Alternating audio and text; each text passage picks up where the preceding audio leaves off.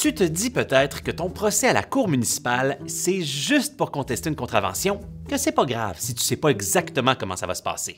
D'un autre côté, tu te dis que tant qu'à te rendre là-bas, tu veux bien le faire et que pour ça, tu vas bien le préparer. T'as raison et je vais t'aider.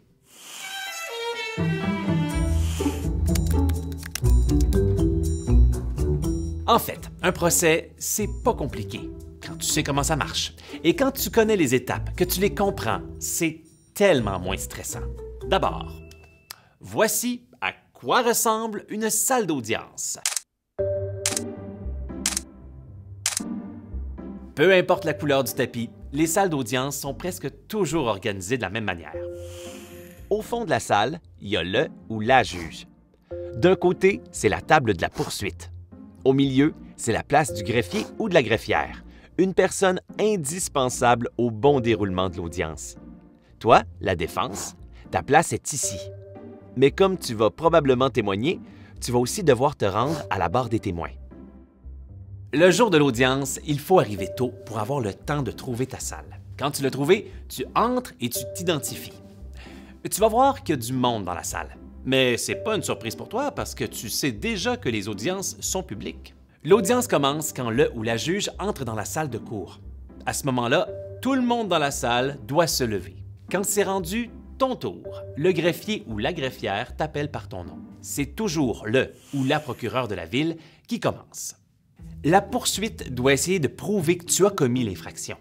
Elle peut présenter des documents comme le constat d'infraction ou des photos. Ça se peut aussi qu'elle présente des témoins. Et si c'est le cas, prépare-toi.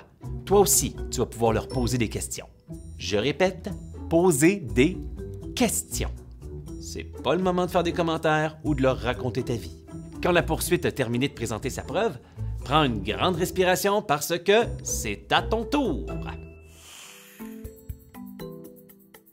Ton objectif est de soulever un doute raisonnable. Pour y arriver, prends le temps de présenter tes arguments et les documents à l'appui de ce que tu dis. Et si tu veux, toi aussi, tu peux faire entendre des témoins.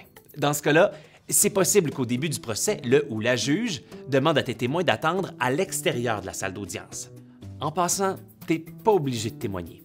Mais si tu veux expliquer ta version au tribunal, tu vas devoir le faire. Et si tu témoignes, tu vas d'abord te faire assermenter. L'assermentation, c'est quand tu affirmes solennellement de dire toute la vérité. C'est une promesse très sérieuse. Quand tu as terminé, le ou la procureure de la poursuite va probablement te poser des questions et en poser à tes témoins. C'est normal, c'est son travail de le faire. Après avoir présenté ta preuve, ça va être le temps de la plaidoirie.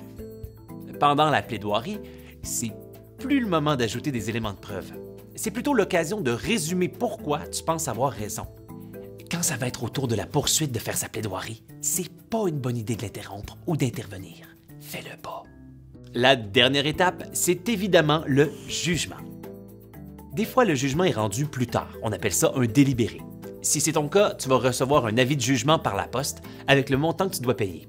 Si le jugement est rendu immédiatement, fais juste écouter, même si tu n'es pas d'accord avec la décision.